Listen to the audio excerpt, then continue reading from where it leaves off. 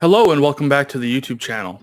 It's been about 11 days since NHL 25 released, and people are having trouble scoring unless it's a D2D one-timer. Gameplay is honestly the best that it's been in years. Don't talk to me about rewards. And honestly, I think we're all ready to learn, how do you score in this game? And if you're going to ask me, oh, are you just going to show me D2D one-timers? No, of course I'm not just going to show you D2D one-timers. I'm going to show you some of my offensive strategies. I'm going to show you how behind the net works, as that's what I use. And I'm going to show you how to make actual hockey plays and use them effectively in games so that you can win games. Not everybody likes to just do short side spam. Not everybody likes to just do cross creases. And yes, even though that will help you win games, and yes, I'm going to show you how to do those as well, sometimes it's nice to just find a nice little passing play into a one-timer. Sometimes it's nice to be able to set up a power play and run it effectively. I'm going to show you how to do all those things today.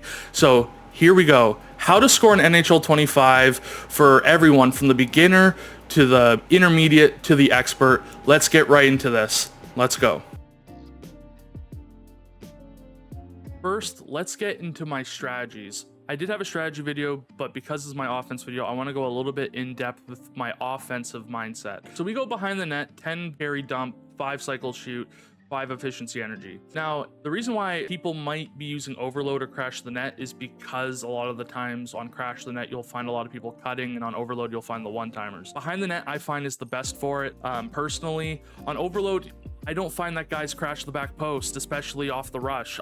Doesn't matter if I'm on full attack, it'll feel like there's a guy in the slot rather than crashing the back post off the rush for a tic-tac-toe play. The flank one-timers don't really work as well. I don't really even think that deflections are all that good. So behind the net, allowing me to cycle and find those flank one-timers from the point, it's really the best medium for me.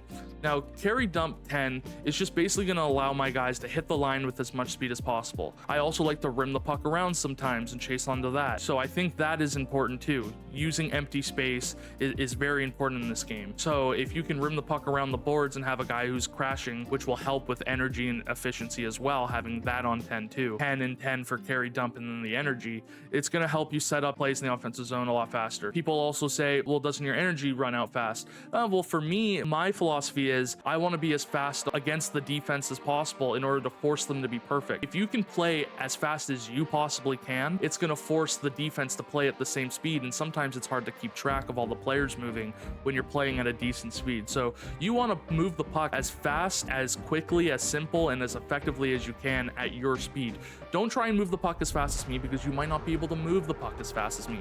Move the puck as fast as you can, and you're going to eventually get more speed just through practice alone. So again, 10, 5, 10. The 5 for cycle shoot is just because I feel like it's the best for getting my AI to move around more and to set up the occasional flank one time. For my offensive pressure strategies, I do full attack 3, high league zone early. These strategies up here, my defense strategies, are different than my strategies video. I'm testing out a different set if that's what you're wondering.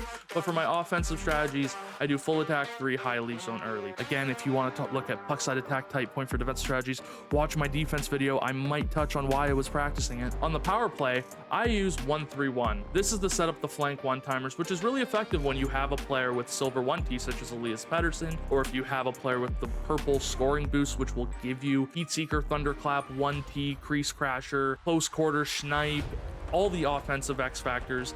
You're going to get silver 1T in that, so it's really going to help on the flank. You can switch to shooting power play if your opponent sets up in the diamond formation. If they set up in the diamond formation, it's going to prevent a lot of that flank one-timer action, but it's going to open up the bumper and the guy at the back post for little 2-on-1s down low and for deflections. Deflections aren't all that great in this game, but you rather have that option than nothing else. So learn to switch between the 1-3-1 and the shooting power play. Also, on the power play, make sure to set up your face-off formation. I don't care if you want to go defensive, normal, or aggressive to set up whatever play that you might think is best. Just do whatever feels comfortable for you. There's not a lot of face-off plays in this game that don't involve D2D one-timers, so they're all kind of predictable, and any play off to your wingers is going to remain the same no matter what you use for defensive, normal, or aggressive. Make sure your offensive pressure is what you want it. Even if you don't choose to do full attack, at least have it at something that you want. Lots of people will be like, why aren't my forwards attacking on the power play? Make sure your offensive pressure is on full attack. A lot of the times when they load into the menus, they don't see it because all they see are these 5 options and they think they don't matter. Scroll down further, find it. PP carry, PP dump. I leave that at 6-ish because there's a lot more space to carry the puck. Sometimes you want your players to enter in a little bit more slow. Power play breakout breakout, I do single swing because it allows me to get the puck up the ice as fast as possible. And then for quick breakout, leave zone early because again, it allows me to get the puck up as fast as possible. I'm always attacking on offense with speed.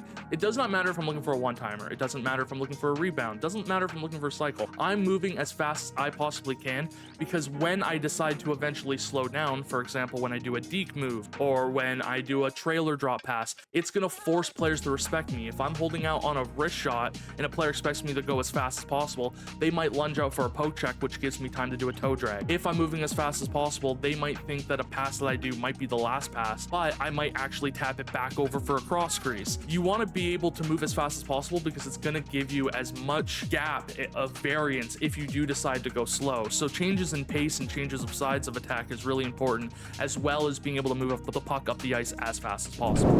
First up, I want to explain the short side wrister and some of the cues that you can use to determine whether or not the short side shot is good for you. So on this play, puck's bouncing around, I have it with line A, and I snipe it top corner. Now, there are some signs for me to tell when I can shoot the short side. So if we skip over here, you can see me kind of walking in. When the goalie is about to go butterfly, you can tell when a goalie's about to go butterfly. Right before you take the shot, chances are they're going to go butterfly. So when you know that there is a chance that the goalie's going to go butterfly on a save, you're going to shoot short side because you are going to know that when they drop into the butterfly, they will move to the side at which you are skating. So for example, with line A here, you can see that he is skating from his left to his right.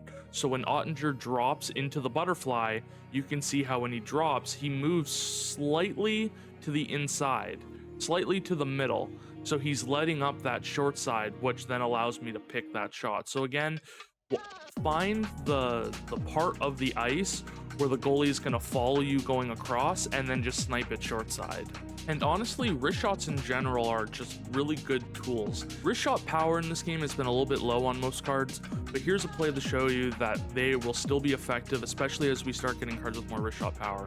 Sean Couturier with the purple boost comes in and he snipes it. Now, it might not seem like that impressive of a shot, but when Couturier walks in, again, the goalie is going to stick more to the middle. He drops to the butterfly. He's not able to stop the shot that elevates over. So just like NHL 24, you can still snipe relatively easy across the goalie or even short side. It just really depends on how you are seeing the goalie set up. If the goalie's following you, then you need to go back the other way. If the goalie is sticking with you, you need to go back the other way. If the goalie is not sticking with you, you need to go short side, especially with the purple boost. So like with the purple boost, you're going to get snipe, you're going to get make it snappy, you're going to get close quarters.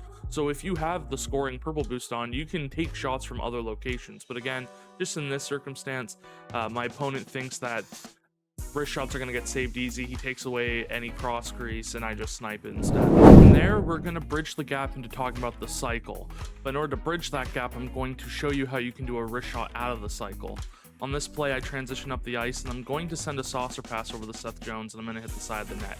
Then I immediately get into my cycle. I notice Brindamore is ready down low. I mohawk out from the corner and I snipe it short side. So on this play, when I'm going up the ice, I'm obviously looking for the cross crease and I miss it. But then immediately I have to recognize, okay, now we're set up in the zone. I have to find my next available person to make a pass to, because if I don't, I'm just going to be a standing duck. I'm going to get hit off the puck and dislodged. Brindamore, because I'm on behind the net 10-5, 10-0, his spot immediately is going to be to go up behind the net. His job is to sit here because Pettersson's job is to eventually either spin off up into the high slot, which will allow Jones to be over here, or if I transition over here, Pettersson will move more over here, and then Brindamore will follow Jones up the wall. So those are the options. Now, a lot of the times people assume that you have to cycle up the boards, which is not true. You can cycle through any gap. So on this play, I don't have the boards, but I do have this gap between the two defensemen, which allows me to get it to Brindamore. Then he's going to player switch to the player that is closest to the puck in his opinion, who was closest to the puck originally and after the pass, which is this player. He's going to have to turn in order to face Brindamore. But by the time he turns and approaches the puck, I'm gonna mohawk around him. I'm gonna meet his momentum with my momentum, which means that by the time I get over here and shoot the puck, he's still gonna be facing the board. So I have to go quick here to make sure that he's never in a proper spot to poke check me or to hit me. So there you go. McDavid turns the wrong way. I'm able to turn around him while he's turning, and I snipe it short side. So once again, I work it download the Brindamore, I match his momentum with my momentum, I turn around and I snipe it. And then when I'm recognizing the glitch snipe, or the goal line snipe, whatever you want to call it. Some people like calling it a glitch, some people don't. As you can see here, I'm waiting for the goalie to get off the post because up into a certain spot, he's going to remain in that hug post animation if I'm close enough to the goal line. That's just how the goalies have been programmed to stop the glitch snipes from last year along the goal line. But I know that once I get up high enough into the circle, he's going to move off of that post. He's not going to hug it. He's going to stand up straight to it, which is going to open up that corner, but he's not going to hug it completely. I shoot it knowing that eventually it's going to come out of this. So I'm not looking at it and being immediately shooting. I can't process the game that fast. So just through recognizing a pattern of previous times, I know that when I get to the circle, eventually he's going to come off, his head's going to come off the post, and he's not going to be able to go into a save animation while he's transitioning animations. So as soon as he comes off that post, as long as I shoot the puck accurately, it's going in every time. So again, you can see his head come off the post as I mohawk around, I shoot, I score, and that's how you're going to do the glitch snipe through a cycle. For a lot of people, recognizing the cycle can be an area of an improvement. It's an area where a lot of people seem to think that they can cycle the way you would in real hockey, but that can become predictable, especially in a video game where the controls are a little bit easier to understand. You know, players get more benefit of the doubt, so it's not, you know, micro inches aren't that big of a deal. So it's more about executing plays in large space and trying to transition it into small space. So for here, I'm able to recognize on behind the net that I have a triangle of players here, right? So on overload, you would have a triangle of players kind of here. It would be overloaded on one side and then one flank guy. But you know that it's more of just a triangle on one side of the ice. On overload, the whole idea behind the triangle offense is that it's always moving, it's always rotating. So I know I kind of screwed that up. It's supposed to be a triangle, right? You're always moving. So no matter what, one point of the triangle is going to move, which means the other point of the triangle is going to match that, which means another point of the triangle is going to move. And eventually, you're in a cycle, right? The sides necessarily don't matter. And then you want to use the net as a decoy. So you know that as long as Pettersson is close enough to the goal line first, that this defenseman either has to pick to either go through the crease or through the goalie or around the net. You want to try and rim that puck hard enough to which this option for the defenseman is not an option, but Pettersson, you want to make sure can get here first, which will force this defenseman to stand here or chase behind Pettersson. Ideally for him, he would just stand here and wait for a cutting player, but if he chases you, it will open up this play. I kick it down low, and as soon as I'm able to get there with Pettersson, he runs right into the net. As soon as the AI recognizes that Pettersson's going to get to that puck first, you can see Brindamore immediately crashing to that back post. Johnston is going to stay around here and then hover in this area, because that's kind of his area, is that half wall plus the corner. But as soon as Pettersson cuts in there, Wyatt's going to move closer to the middle, but Brindamore immediately recognizes that he needs to cut to that post. He chases with Gonchar, and Drysdale is not following Brindamore to the back post, which allows Brindamore to open up space on that back door. So as you see here, Gonchar's chased behind the net, which Pettersson is used as a decoy or as a barrier. So now Gonchar's not covering anyone. Brindamore is sticking on Wyatt Johnston, and Drysdale has now kind of collided with the goalie, which has prevented him from being able to pick up any puck. There's two guys on Pettersson, which means there's nobody on Brindamore, which is going to lead to that backdoor tap-in. So once again, on behind the net, you got to think of yourself in a moving triangle. The points of the triangle are always going to be turning and moving, but always think of yourself as a triangle. Use the net as a decoy, and then find that cutting man on the back door. If he had stayed with Gonchar and stayed on Brindamore, my move probably would have been Mohawk skating around the boards and trying to find a play either at the point or finding a play into the middle. But once he chases with Gonchar, he can't turn around at this point. He has to try and at least get me with the stick, which again is going to leave Brindamore open on that back door. Don't commit a dead man's chase, but you got to punish the people who do, and this is one of the plays on behind the net that are going to allow you to do that. As we transition into the one-timer phase of this video, I want to show you that one-timers can not only be done off the rush, but they can be done on the cycle. So as we transition from the cycle category and go into the one-timers, I will end it with this. So we're going to get the puck with Steven Stamkos, and we're immediately going to hit the far side defenseman. Now, when we hit the far side defenseman, this means Stamkos' momentum is going to take him down to the blue line, because he has to get close to the blue line in order to find the lane to Caleb Jones. Now, as soon as Stamkos gets the puck and he's transitioning down this blue line, that's going to give the cue to Alex Huang, who is my left defenseman, to come up and cycle. This is the importance of having some measure of variance in your cycle shoot meter for defense. So it's going to send Alex Huang up here, and now we're going to start acting almost like an umbrella. I make an evasive move at the line, faking that I'm going to go into this empty space. In reality, I'm going to turn up into Jones.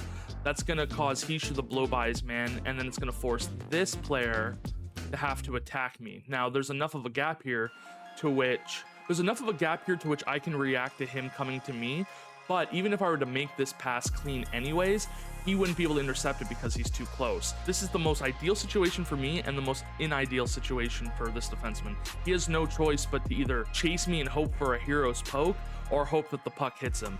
Another thing he could have done is dove, but a lot of players don't want to do that, risking the trip. So my immediate play is I'm going to go to this player, my far side winger, because one, he's so wide open, and two, Alex Huang isn't open enough, or at least in an area that I deem effective for this one-timer. I could shoot this one-timer with him, but the way that I'm moving is the same way where the pass would be going, so it'd be easier for the goalie to track. I'm trying to mess with my player movement and my puck movement. I'm trying to make those opposites so that the goalie has to move one way while the puck moves another. So I sauce it over the Gartner. Now the goalie has to move this way in order to track the movement from the puck over here to the puck to Gartner, which is then going to send Huang into the middle more as his offense, or as his defense transitions from covering this side of the ice. He's going to have to now cover the transition and defend this side of the ice. It's going to draw these defensemen to the puck and the right side of the ice, because that's where the puck is, which is going to leave this flank wide open for Alex Huang.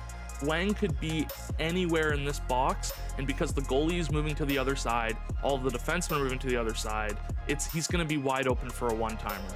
And that's exactly what I do. I send it. It's just the Ovi style one-timer. It's in the back of the net. So again, you're trying to change the sides of attack in order to force the defense to change their sides of coverage, which is why instead of going point to point, I went Stamkos directly to Jones, not only to activate Huang's AI to jump up in the play as Stamkos and them switch, but also just to force them to a different side of attack. I mean, look, he's defending the left side, now he's defending the right, now he's defending the left, back to the right, now he has to defend the left. I changed the sides of attack 5 times, led to a one-timer, and this is where we're going to begin showing how effective the one-timer is in NHL 25. So this kind of comes from the same play. So instead of going Stamkos to the far side defenseman, we're going to go D to D, which is then going to open up the middle. Sakic is going to go to the outside. He's going to open up on that flank, and it's going to lead to the one-timer, go to the back of the net. Now, the whole idea behind this play is that players are really scared of D-to-D passes. They're really scared of defensemen having puck, and they should, because D-to-D one-timers are very effective, and offense from the point is very effective. Now, the reason why this play works is because Makar is right-handed on the right side. I'm not advocating for players to have their defense on the proper sides. I went over this in my strategies video. However, you need to be able to know how to generate offense when your defensemen switch without you knowing. I didn't actively make Makar and Guli switch on these sides. It just happened to happen, but I need to know how I can generate offense out of that. So my idea is I'm going to walk into the middle to try and fake that I'm going to go for a forehand shot, maybe cut across the left and then try and cross back and then look for a far or short side shot. Which, when I go into the middle here, Sakic now recognizes, okay, I have to come out here to perhaps switch down, because if I walk down with Makar, then Sakic is going to switch down just to cover me. But until I get past these dots, he's going to stay kind of parallel to me. He's going to stay in this circle area, within the circle, kind of on the dot. So the further I go in this way, the further Sakic's going to back out. If I had gone into the middle, Sakic would have cut this way or had gone behind the net. He's trying to go to the opposite area I am. He's trying to find that soft spot. So as I fake going into the middle, which is going to force Ghoulie and this defenseman to come to me, I want Sakic to back out, separate himself from this defenseman, which is going to open the flank. Again, this goalie is going to have to follow me this way as I walk down into the middle, and then I'm going to hit the pass the other way and then the one-timer. So again, I walk into the left, the goalie follows me, forces the defenseman to all find me and try and stop me from taking a wrist shot. Even when I pass it, if I had decided to shoot a puck, it wouldn't have been the best shot, but it would have been a shot you had to respect from the top of the slot. But I pass it out to the winger. Goalie has already come up to the top of the crease to challenge any shot. Sakic got out, got the one-timer. Another good example is working the puck from low to high. So on here, I start the puck in the middle and I'm starting the cycle. We go high to low. We go through with Brindamore. We actually find a lane through the middle of the ice, which is going to force all 5 of the defensemen to collapse. That is a very tight box. They all collapse because Brindamore was able to come in down from the goal line, which means the puck is in the slot. They're all going to collapse, which then opens up a wide zone for the defenseman. And when the defensemen have this much space to play with, it's going to open up some one-timers on the flank. The more that the defenseman can walk in to the top, also probably means the more room there is going to be on the flanks. And in this case, you can see kind of from this crease onwards that this space is all available, which means that when I get this puck with Makar, as long as I walk into the middle, these two are going to have to pinch in order to try and stop me. And Coffee's gonna have to come to me to try and block anything on the short side. So I'm gonna fake as if I'm gonna walk in and try and take a shot with all the space, but then I'm gonna bump it out to the winger. Bump it out to the winger. Again, they're way too collapsed. They have 4 people in the slot. Again, it just leaves that flank wide open. One-timer with Elias Pettersson in the back of the net. So we work this high to low and then low to high.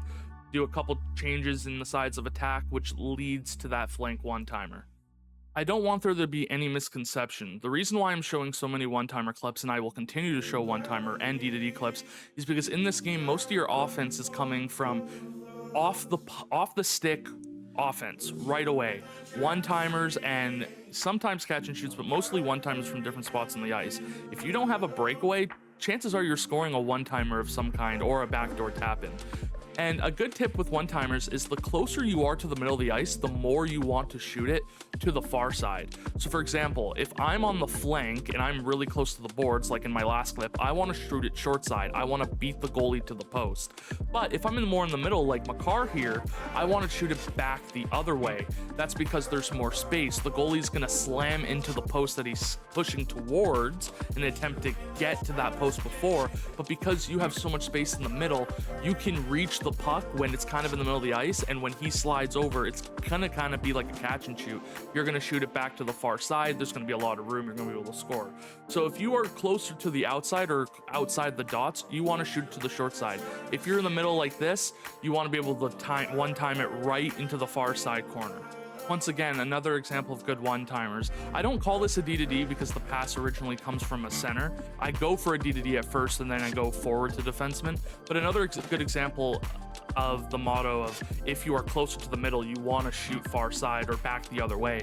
Again, here with Wang gets the pass from Brindamore and he wires it into the far side. You can see that Wang is well within the dots. He is well within the dots. He is right here. That is well within. That is a nice solid 5 to 8 feet within the dots, which means that far side is going to be wide open as the goalie slides in.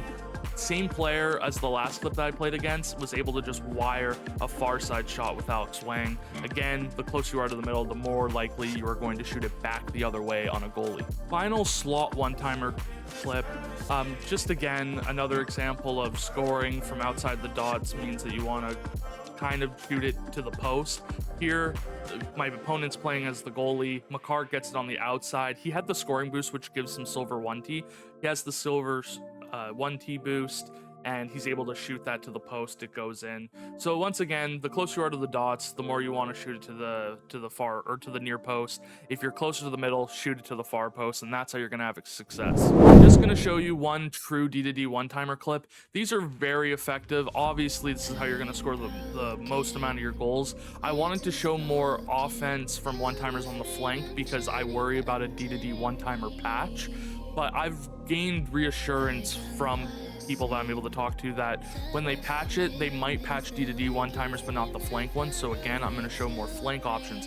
But for now, for D2Ds, it's really simple. It doesn't even have to be a hard D2D, and it doesn't even have to be all that well set up. Just a simple turn. Again, I shoot back the other way because I'm close to the middle. Just a simple D2D one-timer, you're going to score a lot of goals this way. Again, just a simple green one-timer, not even that hard, still going to go in the back of the net. Next up, we're going to talk about rush offense. And if you watch my strategies video, you would see that I'm using 3 high, leave zone early, and this is a perfect example why. You can see that my far side winger, my close side winger, and my center are all high up in the play. They're all at or close to the red line. I move it up, and the goal on rush offense, you always want to be moving forward, but that doesn't mean you can't move left to right. So you always just want to be advancing the puck. Here with Robert Thomas, I'm able to find that short lane. Again, I'm always trying to move towards the middle of the ice so that it gives me more space, but also I'm always trying to advance the puck upwards. I make that past the line A into open space, which will relieve Thomas of any checks. He's going to be able to find more open space without the puck. And again, I'm trying to move to the middle of the ice, but in order to get to the middle of the ice, sometimes you need a delay. And one of the best ways to delay is when you get the puck into the middle of the ice is to move to the sides. Because the further or the longer that you take moving to the sides, the more time you will have to crash with your AI. So the more time that you spend going from right to left or left to right, at the same time you're moving in that direction, your other AI are going to be attacking north-south. So you're trying to delay enough to where you can find a passing lane to one of your wingers while also giving them enough time to get into valuable shooting spots. So as you can see, I delay with line A here, almost to the boards, but by then Robert Thomas is able to get behind Cale Makar, and Sakic is mostly behind his defenseman. When I make this pass, it now means that Robert Thomas has a clear lane to the net for a short side wrist shot, or if I transition it to my backhand, Sakic will be right on the back post. I snipe it, and there's that. So again, I get the puck kind of to the middle. I'm trying to move it to the middle, which is going to give Thomas more space. Since line A will have more space to move to the side, for Thomas to move north-south, I do a nice little give and go, and we snipe it top corner. So once again, move out to the side, which gives your AI more time to move north-south, hit him with that cut pass, wrist shot into the top corner.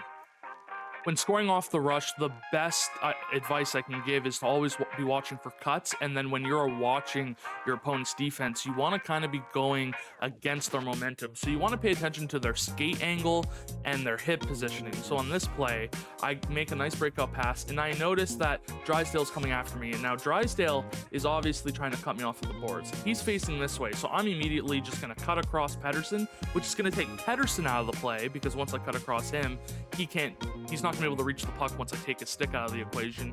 And if Draisaitl wants to stop me, he's going to actually have to stop his momentum entirely to go back the other way. He has to come to a complete stop almost before he's able to transition the other way. I cut against the grain. You can see he transitions in the back skating. Pedersen is no longer a threat to reach me. If he tries to stick lift me, he's probably going to slash me or hook me. Hooking doesn't always get called, but you rather not take the risk. And Drysdale is now back skating, trying to gain any momentum that he had from skating forward, but Sakic is relatively safe here.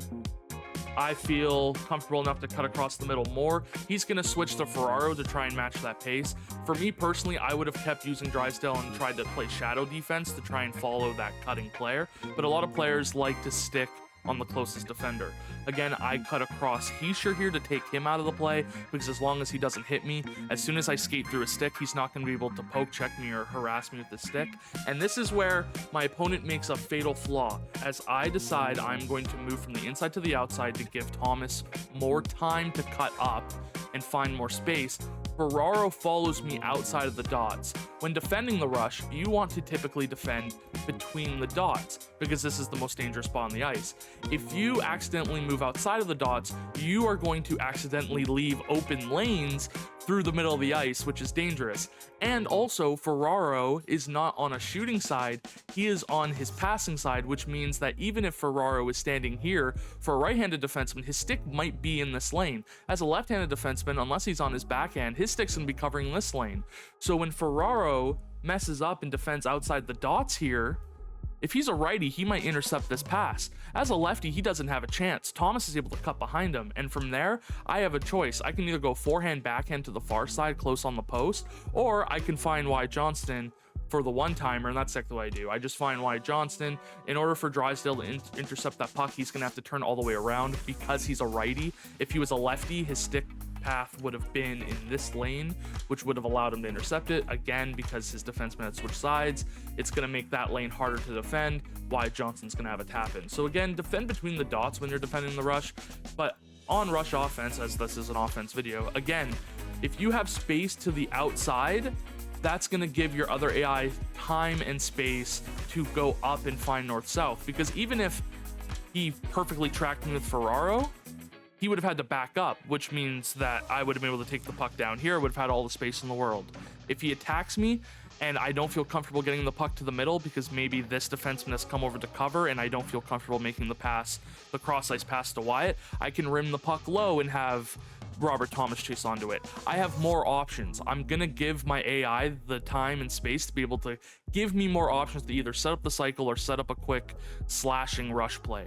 Again, Ferraro doesn't cover in between the dots here, and he just gives me all the space in the world in order to hit this rush play. So again, on defense, make sure you're covering between the dots. On offense, you got to take advantage of the mistimed handednesses of defensemen and also their mistimed step-ups. Once again, a simple play. Notice how the moment I get the puck, because I'm on leave zone early 3 high, my forwards at the very least are always ready for transition offense. They're always moving up the ice fast. As you can see, I get the puck with Matthews, and even though I'm outnumbered here, because I have most of the speed, I can dictate the speed of this play. So I'm gonna hit a shrieking Connor McDavid, who is going to do the inside to outside skate play, which is gonna open up the lane for Solani, who's gonna slide over to Matthews for the tap in.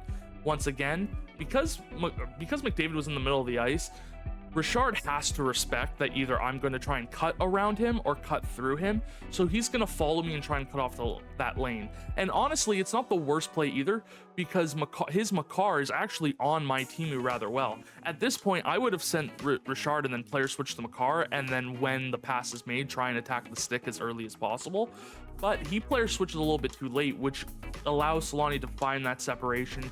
And once Solani finds that separation by cutting this way, as he cuts a little bit to the right and through the middle, it's going to give Matthews time to cut straight to the post, which means that as Solani's moving to the right, it's going to allow Matthews to gain more ground going north. They're going to eventually meet paralleled into a backdoor tap-in. So Solani's going to cut kind of to the right. It's going to give Matthews time to meet him parallel, and you're going to send the pass over. And when Matthews gets the puck that close, it's in the back of the net every time. So again, use horizontal space to open up time and space vertical. So on the power play, I use a 1-3-1 full attack, and the reason for this is I'm looking for the flank one-timers. The way to defend the 1-3-1 power play is by using the diamond setup, but when you're using the diamond setup, you're susceptible to cross creases down low. So I'm going to teach about the 1-3-1, and then you spend time working on using the shooting power play when you notice defense is lining up in diamond. There needs to be some adjustment from everybody who watches. You can't just stick to one thing. So I'll switch to the shooting power play if you notice them setting up in a diamond penalty kill, but other than that, use the 1-3-1. So on this play, I'm going to look for the flanks. My flanks here are Makar and Patterson. Patterson has silver 1T, so that's what I'm going to look for. I move it from right to left, switch the angle of attack. Then I'm going to move it from left to right. I'm going to hit Patterson for the one-timer. So this is what happens when a player plays a tight penalty kill. When he plays a tight penalty kill, it's going to leave the top open for the quarterback of the power play. He's going to try and defend the lane either to Heischer, or he's going to try and defend the lane to Patterson when Patterson backs up. He's going to try and remain tight in here and defend this lane, which is going to open up this lane, which is, I like to call just the triangle flank passing lane. So it's going to be, you can either move from here down, or from the left flank down to the point, up to the right point. You can go vice versa. You could even just do a defenseman one-timer if you wanted. It all depends on who's defending the lane. But there's sometimes where they like to play a little bit up top. Here they didn't, which leaves that flank. Let me show you what happens when they actually play the lane going up top. On this play, we're on international ice in using HC Lugano's arena, which is very nice, by the way. The National League arenas are great. But on this play, I'm able to get the first pass from low to high over to Wang, but then I'm slowly noticing that the penalty kill is starting to try and cover that up top flank, which means that I'm going to eventually be able to find that middle lane. As you can see, is why Johnson pressures Stamkos at the point, who is the quarterback on the power play, but that's going to leave this lane open. So when they try and take away that up top, it's going to leave this lane open through the high slot. So if they're not attacking the high slot, then you can go back to the defenseman over to the flank. But if they are attacking the point, then it leaves that lane wide open, which is harder for the goalie to track because it's a direct side-to-side pass rather than it being a left to right and up down. It's just one direction, which means that as long as you get a perfect one-timer with a lot of power on it, it's going to go in the back of the net. Watch how hard it is for the goalie to stop this. It's just a nice quick pass through that little seam that my opponent left for me, and it's right in the back of the net. Again, it's that Ovi style one-timer. That's what I would be looking at on the power play in the 1-3-1 formation. Last up, I just want to talk about the importance of deking in NHL 25.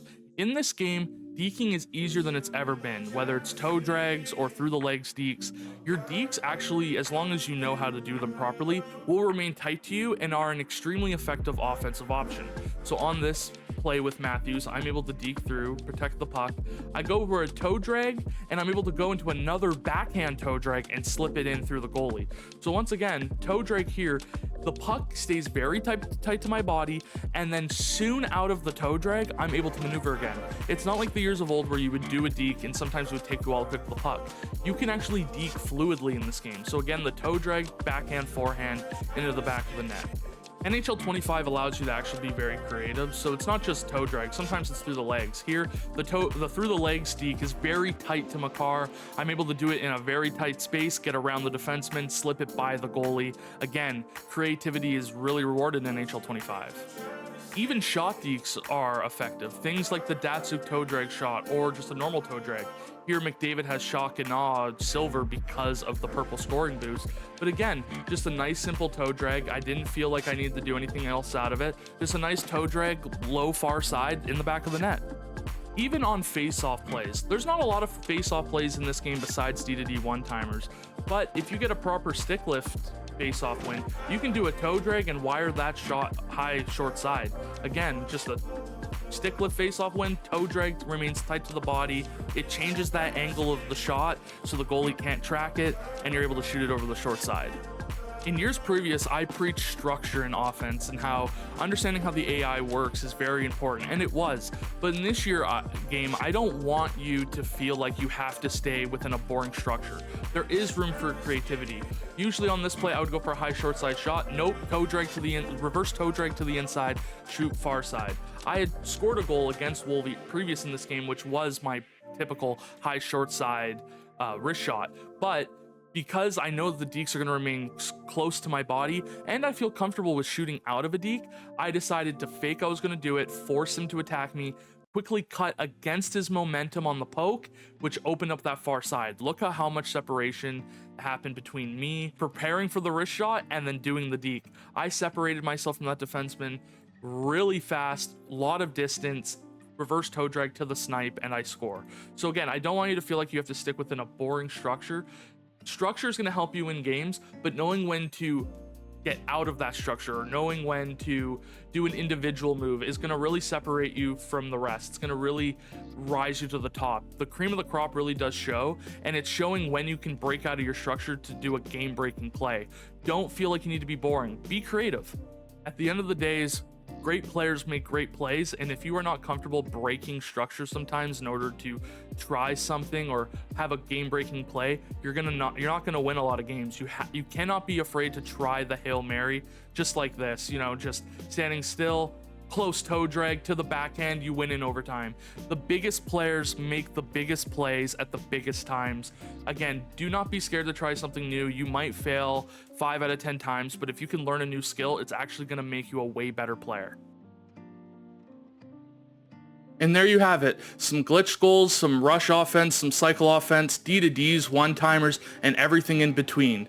There's a lot of things that I did not show in this video, such as rebounds and deflections, and that's because I feel like they have lost a lot of their effectiveness in favor for some of the actual hockey play one-timers. A lot of the RNG in this game has been taken out besides the D2D one-timer, which I think will be patched eventually, but once that gets patched, you're going to see a lot of one-timer based gameplay, and that's going to be very important to learn. So I hope in this video I was able to show you ways that you can have a sustainable, effective offense in NHL 25. Again, twitch.tv/Sapsterr. I stream almost every day. The only days I don't stream are Sundays and the days that I create these long form videos for you guys. I'm going to be here all year. I'm going to be doing content on tier lists and stuff. I think I'm going to do my defense video next, and then things that you're doing wrong in an NHL 25 video, and then I'm going to do an X Factor tier list, and we'll get into more content from there. So once again, thank you guys very much for watching. I hope you enjoyed this video. Leave a like if you liked it, comment, let me know what you think, and this time my cursor actually works, so I'm happy for that. I hope you guys have a great day. Vis en la tastera, as my wife's people would say. Goodbye.